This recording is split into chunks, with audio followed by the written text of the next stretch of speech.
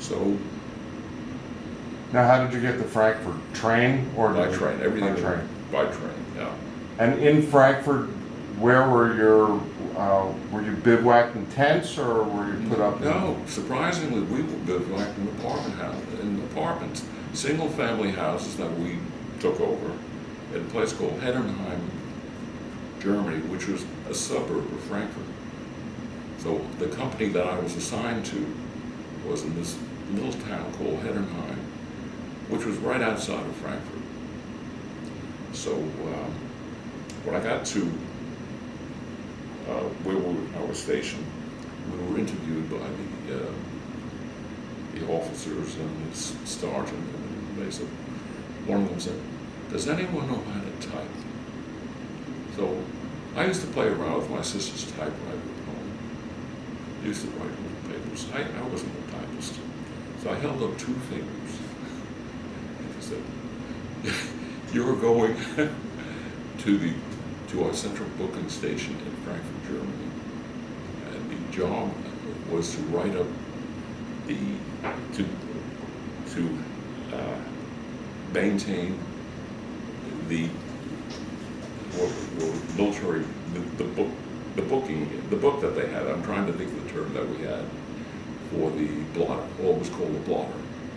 Every action that went on in Germany concerning the military police was recorded in a blotter in Germany, in Frankfurt. The job of myself, I was assigned as a clerk in the military police station of maintaining this blotter, plus writing up statements and performing other duties there. And I was primarily my job in Germany. I became the chief clerk in that military police station. And most police action took place at this military police station again. Okay, I may keep repeating. Okay. But the essence of the military police was not to maintain order among the troops. We had very little to do with civilians, very little.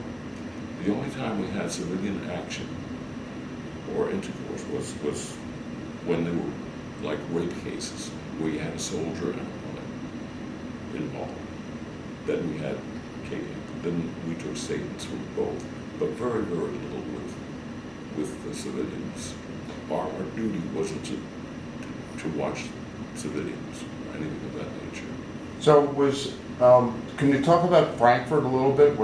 I assume Frankfurt was bombed pretty heavily. Frankfurt was bombed about 65 to 75% destroyed when I got there. However, when I got there in January of 1945, the trolley cars were running. You had constant electricity. Water was running. The telephone was running. This is less than a year after we defeated Germany. And we had a Coca-Cola plant running. So things were running there. Most of the buildings were destroyed there, but a lot of the utilities were running there. How about food and shelter for the inhabitants? No problem there. As I said, where the people lived, I don't know. When I first got there,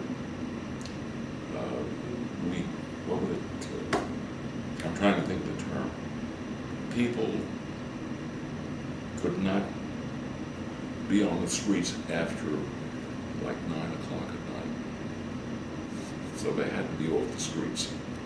And my office was near the Frankfurt, or the railroad station in Frankfurt, the main railroad station.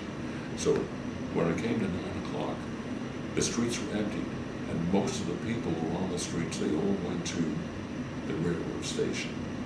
So in the evenings, the railroad stations were crowded with people.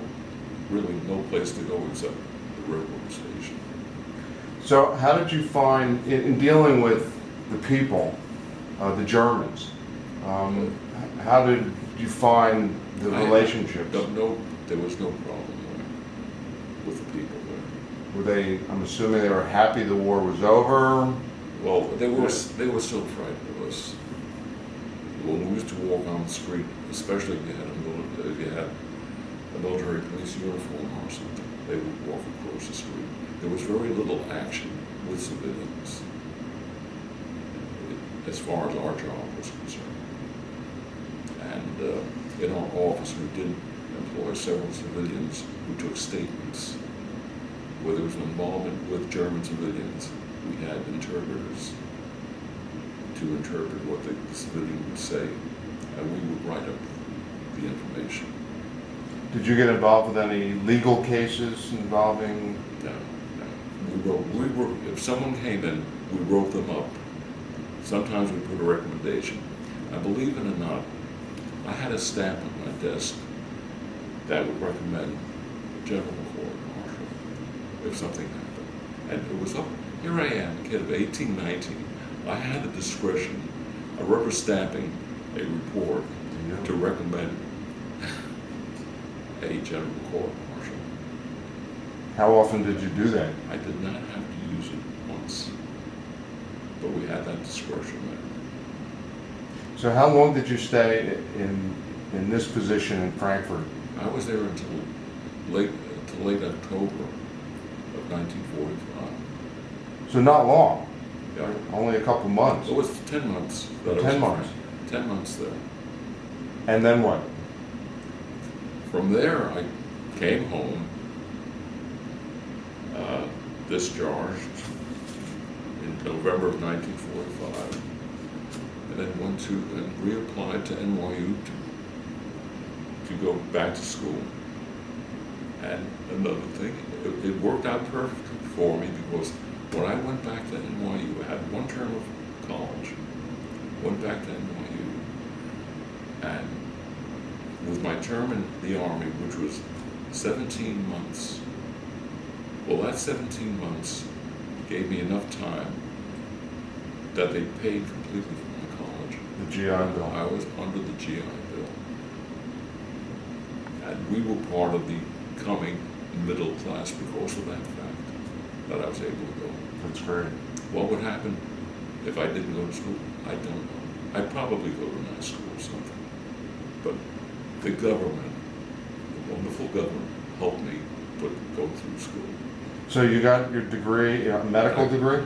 No, when I got there, I said, I don't think this is for me. I didn't like the teaching at NYU for pre-med.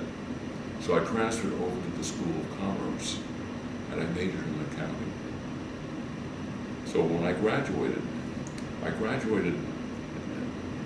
with a Bachelor of Arts degree with an accounting major. So I went in that course. I started out pre-med to be a dentist, really. But I said, I was too bored. I didn't have enough money. I said, I'm not going to be able to make it. When I get out of school, I've got to earn money. So what did you end up doing? Working in accounting, and then eventually went into computing.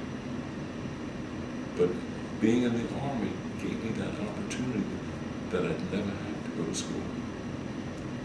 So I have no regrets.